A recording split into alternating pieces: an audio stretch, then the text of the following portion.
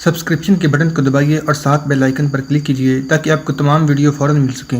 اس video پسند آنے کی صورت میں اسے لائک، کمنٹ اور شیئر کرنا مت بھولیں۔ کنوج پر غزنی کی فوج کا قبضہ تھا اور وہاں سالار ابو القدر سلجوقی قلعہ تھا۔ مہاراجہ راجیہ پال جو محاصرے سے پہلے ہی فرار ہو گیا تھا، بھیس بدل کر کنوج کے قلعے میں گیا تھا اور ابو القدر سلجوقی سے درخواست کی تھی کہ وہ شکست تسلیم کر چکا ہے اور اس کے عوض اسے ایک مقام جس کا نام باری تھا، راجدھانی قائم کرنے کی اجازت دے دی جائے۔ ابو القدر سلجوقی نے اسے اجازت دے دی تھی، لیکن یہ بھی کہا تھا کہ معاہدے کی شرائط سلطان محمود طے کریں گے۔ اسی روز ایک قاصد کو غزنی روانہ کر دیا گیا تھا۔ سلطان محمود نے شرائط مقرر کر دی تھی جو راجیہ پال نے قبول کر لی تھیں۔ ان میں اہم یہ تھی کہ راجیہ پال کسی بھی حالت میں غزنی کی فوج کے خلاف نہیں لڑے گا۔ اس کی نئی راجدھانی میں غزنی کی فوج کے کچھ کماندار اور ان کا عملہ رہے گا جو نئی ریاست کی فوج اور دیگر شعبوں پر نظر رکھے گا۔ راجیہ پال پر کسی نے حملہ کیا تو غزنی کی فوج اس کی مدد کو پہنچے گی۔ سلطان محمود نے اس کی فوج کی حد مقرر کر دی تھی اور اس کی ریاست باری کا دفاع اپنے ذمے لے لیا تھا۔ چونکہ مہاراجہ راجیہ پال نے خود کہہ دیا تھا کہ اس نے تمام تر خزانہ کنوج سے نکال کر کہیں چھپا لیا تھا، اس لیے سلطان محمود نے اس سے تاوان وصول کرنے کا بھی حکم دیا۔ اس کے علاوہ اسے باجگزار بھی بنا لیا گیا۔ سلطان محمود نے غزنی سے ابو القدر سلجوقی کو یہ حکم بھی دیا کہ راجیہ پال پر نظر رکھی جائے اور اس کے متعلق اطلاعات غزنی بھیجی جاتی رہیں۔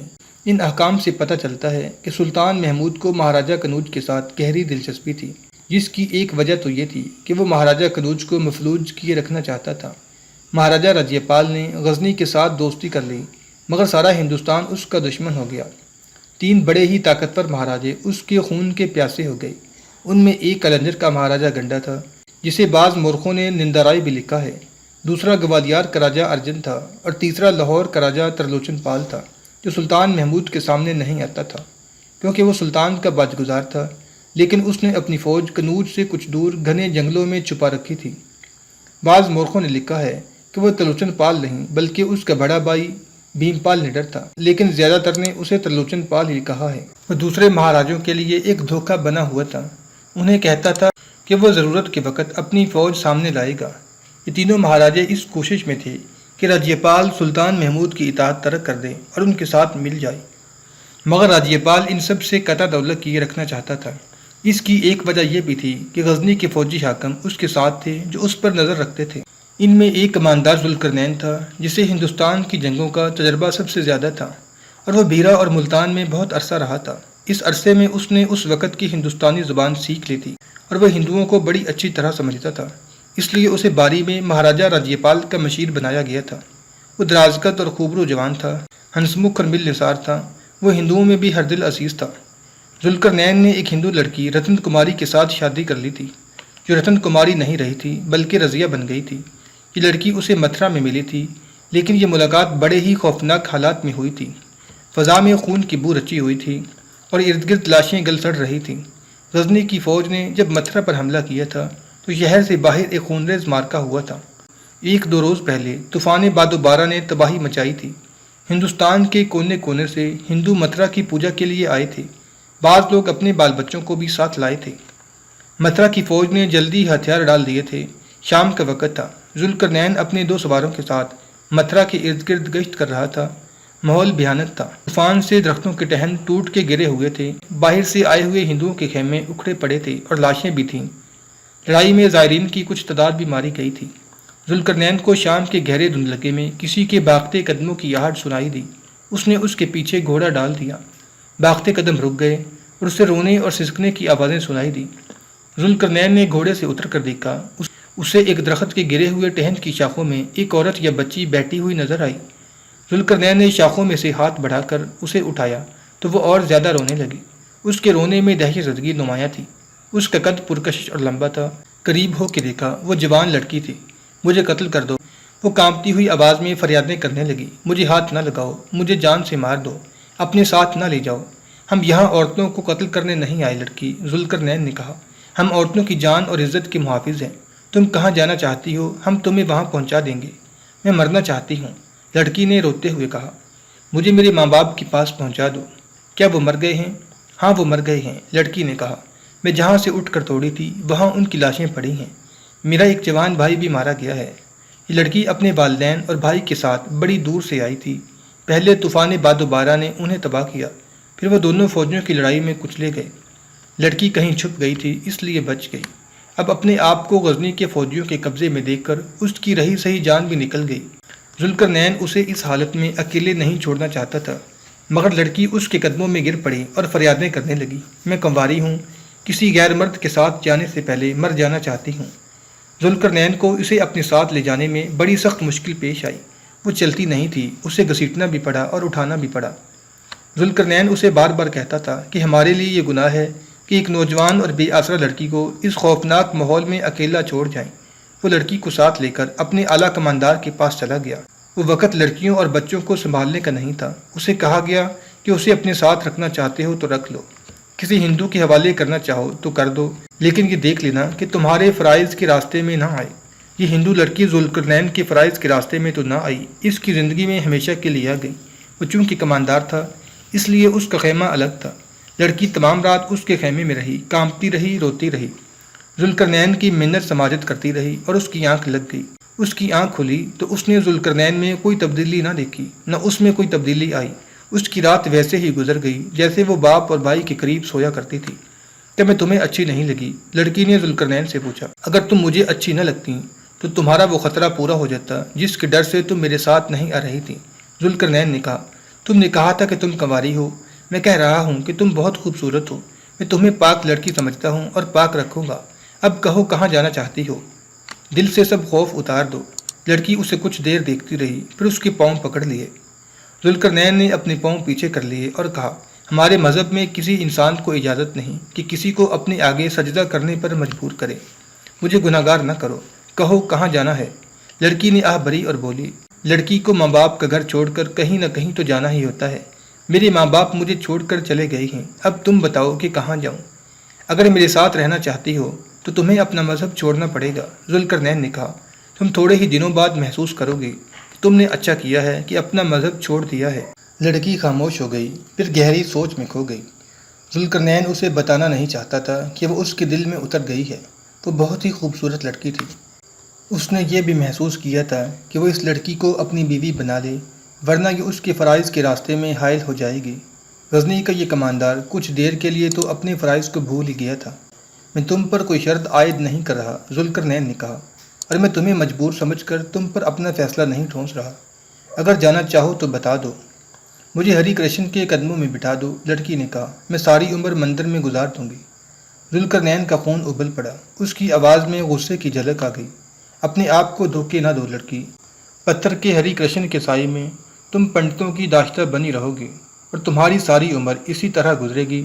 تم کمسن ہو، نادان ہو، اسی لیے مجھے تم سے ہمدردی ہے، ورنہ تم کیا ہو؟ ایک لڑکی ہو۔ ایک لڑکی سارا ہندوستان نہیں ہو سکتی۔ میں اتنی دور سے صرف ایک خوبصورت لڑکی کی خاطر نہیں آیا، میں ان بتوں کو توڑنے آیا ہوں۔ باہر نکل کر اپنے خداؤں کے ٹکڑے بکھرے ہوئے دیکھو، انہیں انسان پاؤں تلے مسل رہے ہیں۔ لیکن لڑکی مذہب میں ڈوبی ہوئی تھی۔ یہ مذہبی جنون ہی تھا کہ ماں باپ اسے اتنی دور سے متھرا لائے تھے۔ وہ مذہب کی تبدیلی سے جیسے کانپنے لگی تھی۔ ذوالقرنین نے اسے دوسری صورت یہ بتائی کہ وہ جہاں جانا چاہے اسے وہاں تک پہنچا دیا جائے گا، لیکن مندر میں نہیں جانے دے گا۔ لڑکی پر طوفان، لڑائی، خون اور لاشوں کی اور اپنے ماں باپ کی موت کی اتنی دہشت طاری تھی کہ وہ ذوالقرنین کے خیمے سے باہر نکلنے سے بھی گھبرا رہی تھی اور اسی شخص کو اپنا پاسبان سمجھنے لگی تھی۔ وہ 3-4 دن خیمے سے نہ نکلی اور کوئی فیصلہ بھی نہ کر سکی۔ ذوالقرنین کو متھرا سے آگے جانے کا حکم مل گیا۔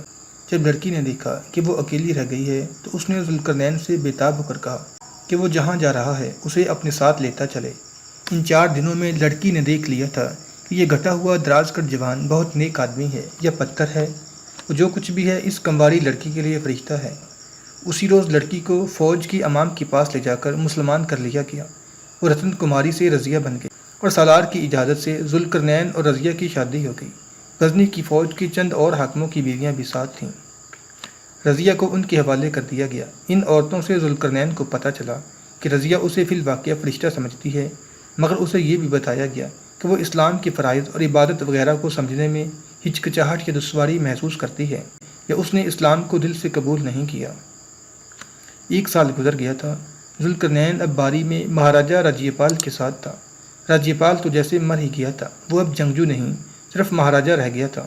اس کے پاس خزانے کی کمی نہیں تھی، وہ مہاراجوں کی شان و شوکت سے رہتا تھا۔ ناچنے اور گانے والیاں بھی موجود تھیں۔ اس نے نئے سرے سے حرم بھی بنا لیا تھا۔ وہ غزنی کے فوجی افسروں کو جو باری میں رہتے تھے راگرنگ کی محفلوں میں مدعو کیا کرتا تھا، لیکن ان میں سے کوئی بھی نہیں جاتا تھا۔ باری میں منتر بھی تھا، پنڈت اور رشی بھی آ گئے تھے۔ سلطان محمود کے حکم کے مطابق وہ راجیپال کے مذہب میں دخل نہیں دیا کرتے تھے۔ سلطان نے حکم بھیجا تھا کہ اسلام کی تبلیغ کی جائے اور ان کے سامنے اسلامی کردار کا نمونہ پیش کیا جائے۔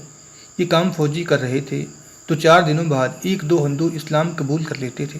ذوالقرنین نے رضیہ سے بھی کہہ رکھا تھا کہ وہ ہندو عورتوں کو بتاتی رہا کرے کہ مسلمانوں کا کردار کس قدر بلند ہے، اور یہ بھی کہ اسلام کے حکام ہی ایسے ہیں کہ مسلمانوں کا اپنا کردار پاک اور بلند رکھنا پڑتا ہے۔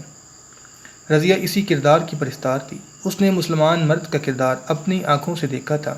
وہ ہندو عورتوں کے ساتھ اسی کا ذکر کرتی رہتی تھی۔ غزنی میں سلطان محمود غزنوی سلطنت کے الجھے ہوئے امور سلجھانے میں مصروف تھا اور ان مسلمانوں کو اپنے محاذ پر لانے کی کوشش کرتا رہتا تھا جو اس کے دشمن بنے ہوئے تھے، مگر اس کے کان ہندوستان کی طرف لگے تھے۔ وہ تھوڑی سی فوج کو ہندوستان کے دل میں بٹھا آیا تھا۔ متھرا ہندومت کا دل تھا، اسلام کا خنجر اس دل میں اترا ہوا تھا۔ کبھی ہو نہیں سکتا تھا کہ ہندو راجے مہاراجے خاموش بیٹھے رہتے۔ سلطان محمود کو یہ بھی احساس تھا کہ ہندو لڑنے والی قوم ہے، ڈرنے والی نہیں۔ اس نے دیکھا تھا کہ ہندو کس طرح جانیں قربان کرتے ہیں۔ ان میں خرابی یہ تھی کہ ان کے سالاروں کو لڑانے کا ڈھنگ نہیں آتا تھا۔ وہ ٹوٹ پڑنے اور کٹ مرنے کو لڑائی کہتے تھے۔ اس کے مقابلے میں سلطان محمود کا شمار تاریخ کے مانے ہوئے ذہین جرنیلوں میں ہوتا تھا۔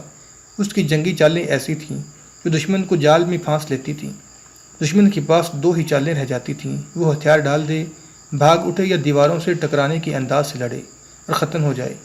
مذہب کے معاملے میں ہندو مسلمانوں سے کم نہیں تھے۔ ہندوؤں پر تو مذہب کا جنون طاری تھا۔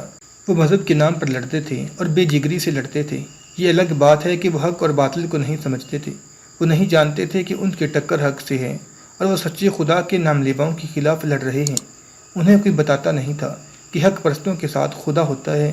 یہ حق پرستی کا ہی کرشمہ تھا کہ خدا نے سلطان محمود کو وہ عسکری فہم و فراست، جرأت اور شجاعت عطا کی تھی جس کے آگے پہاڑوں کے سینے بھی چاک ہو جاتے تھے۔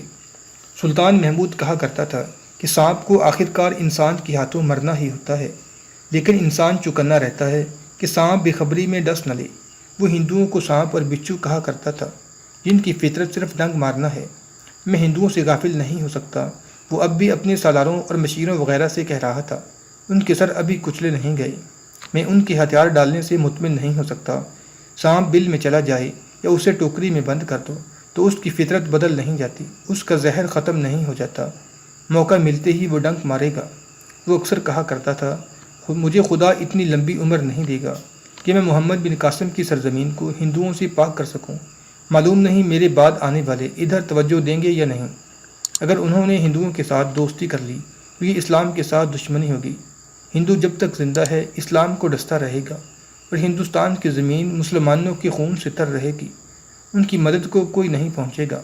جنہیں مدد کو پہنچنا ہوگا ان پر ہندو اپنی دوستی کا اور اپنے پیار کا فریب طاری کیے رکھے گا۔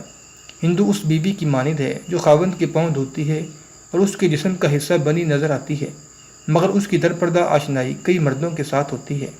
وہ خاوند کے لیے پیار میں لپٹا ہوا فریب بنی رہتی ہے۔ سلطان محمود کے پیر و مرشد شیخ ابو الحسن خرقانی نے اسے کہا تھا، 2 قومیں ایک مٹی کی اور ایک سانچے کی بنی ہوئی ہیں، ایک یہودی دوسرے ہندو۔ اسلام دشمنی ان کی فطرت کا حصہ اور مذہب کا فریضہ ہے۔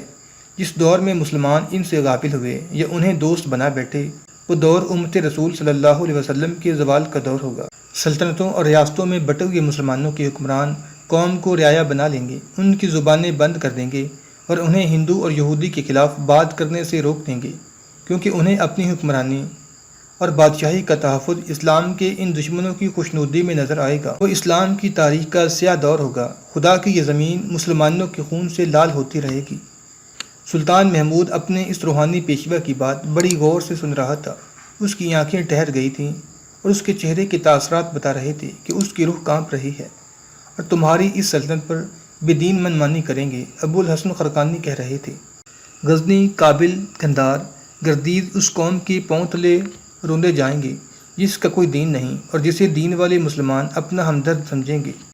یا شیخ و مرشد، سلطان محمود نے تڑپ کر کہا، قوم پر آنے والی بدبختیوں کو میں آج کیسے روک سکتا ہوں؟ میں کیا کروں؟ تمہارا مقبرہ ان کا کچھ نہیں بگاڑ سکے گا، شیخ خرقانی نے کہا۔ مستقبل کا خونی کھیل تمہارے اور میرے مقبروں کے ارد گرد کھیلا جائے گا۔ ہم کچھ نہیں کر سکیں گے۔ کچھ کرنا ہے تو آج کر لو، اور وہ تم کر رہے ہو۔ میں تمہیں یہ بتانا چاہوں گا کہ کیا نہ کرو۔ تم بار بار اس طلسم میں جا رہے ہو جسے ہندوستان کہتے ہیں۔ وہاں زر و جواہرات ہیں، عورت کا حسن ہے، اور یہ حسن بے حجاب ہے۔ وہاں کے پیڑ پودوں میں حسن ہے، اور اگر تم اور تمہارے سالاروں اور تمہارے کمانداروں نے اپنے ذہن و دل اس طلسم سے آزاد رکھے تو تم وہ قلعہ تعمیر کر سکو گے جس کی دیواروں سے کفر ٹکرا ٹکرا کر اپنا سر پھوڑتا رہے گا۔ کبھی کبھار میری فوج کا کوئی فرد کسی ہندو لڑکی کے ساتھ شادی کر لیتا ہے، سلطان محمود نے کہا۔ اسے باقاعدہ مسلمان کیا جاتا ہے کہ یہ سلسلہ چلتا رہے یا اسے روک دوں۔ ایک حقائق سنو گے محمود، شیخ خرقانی نے کہا۔ میری جوانی میں میرے والد کا ایک مرید ہوا کرتا تھا، تاجر تھا اور دولت مند۔ وہ کسی ملک سے چیتے کا بچہ لے آیا۔ میں نے دیکھا تھا، بڑا پیارا تھا، بلی کا بچہ لگتا تھا۔ وہ شخص اسے گود میں بٹھا کر دودھ پلایا کرتا تھا، اپنے بستر میں سلایا کرتا تھا۔ بچہ بڑا ہوا تو اسے پرندوں اور غزال کا گوشت کھلایا کرتا تھا۔ وہ جدھر جاتا چیتا اس کے ساتھ ہوتا۔ چیتے کو اپنے مالک کی بو کے ساتھ بھی پیار تھا۔ ایک روز یہ شخص میرے والد کے پاس آیا۔ اس نے اپنا بازو کوہنی سے کلائی تک پٹیوں میں باندھ رکھا تھا۔ کہنے لگا، چیتے نے کاٹ کھایا ہے۔ میرے والد نے کہا، وہ تو تم سے پیار کرتا تھا۔ وہ شخص بولا، اس نے پیار سے ہی کاٹا ہے، لیکن دانت گوشت میں اتر گئے ہیں اور کھال اتر گئی ہے۔ بڑی مشکل سے خون بند ہوا، جسم سے آدھا خون بہہ گیا ہے۔ وہ چلا گیا تو والد نے مجھے کہا، کچھ سمجھے ہو حسن؟ درندوں کے پیار میں بھی درندگی ہوتی ہے، اور چیتا اپنی فطرت سے مجبور ہے کہ انسان کو اپنا دشمن سمجھے۔ محمود، ہندو اور یہودی وہ درندے ہیں جن کے پیار میں بھی درندگی ہے، اور وہ اپنی فطرت سے مجبور ہیں کہ مسلمان کو اپنا دشمن سمجھیں۔ تم خود سوچ لو کہ مسلمان ہندو عورتوں کے ساتھ شادی کریں یا نہ کریں، ایک دوسرے کے جسموں سے لذت حاصل کی جا سکتی ہے، مگر فطرت اس لذت سے کوئی تعلق نہیں رکھتی۔ سلطان محمود نے ایسا حکم تو جاری نہیں کیا تھا کہ کوئی فوجی کسی ہندو عورت کے ساتھ شادی نہیں کر سکتا۔ البتہ اس نے سالاروں اور فوج کے ساتھ جانے والے اماموں سے کہا تھا کہ وہ فوجیوں کو ہندو لڑکیوں میں دلچسپی نہ لینے دیں۔ اس کے باوجود بڑے ہی خاص حالات میں کوئی فوجی کسی ہندو عورت کے ساتھ شادی کر لیتا تھا۔ ان میں کماندار ذوالقرنین بھی تھا۔ اس لڑکی سے جو رتن کماری سے رضیہ بن گئی تھی، سالار ابو القدر سلجوقی بھی متاثر ہو گیا تھا، اور امام بھی۔ لڑکی قسم پرسری کی حالت میں تھی۔ یہ خبر سلطان محمود تک پہنچ گئی تھی، اور اس نے کسی نمایاں رد عمل کا اظہار نہیں کیا تھا۔ ہندوستان سے قاصد باقاعدگی سے غزنی جا رہے تھے۔ ان کے ساتھ وہ رپورٹیں بھی سلطان کے پاس جاتی تھیں جو ہندوستان میں بکھرے ہوئے جاسوس فراہم کیا کرتے تھے۔ ان کے مطابق لاہور کا مہاراجہ اپنی فوج سمیت راجدھانی سے غائب تھا۔ وہ دریائے جمنا اور گنگا کے دوآبہ سے باہر شمالی جنگلات کہیں روپوش تھا۔ جاسوسوں کو اس کے ارادوں کا ابھی پتہ نہیں چلا تھا۔ ارادوں کی تکمیل کا منصوبہ کلنجر میں بن رہا تھا۔ وہاں کے مہاراجہ گنڈا کے محل میں گوالیار کا راجہ ارجن اور لاہور کا مہاراجہ ترلوچن پال بیٹھے تھے۔ ان کے ساتھ گوبند نام کا ایک ہندو اور کلنجر کا بڑا پنڈت بھی موجود تھے۔ ان کے سامنے مسئلہ یہ تھا کہ مہاراجہ کنوج راجیہ پال دھوکہ دے گیا ہے، اور اس نے خود مختاری کے پردے میں سلطان محمود کی غلامی قبول کر لی ہے۔ وہ اس مسئلے پر بحث کر رہے تھے کہ راجیہ پال کو کس طرح سلطان محمود کے خلاف کیا جائے۔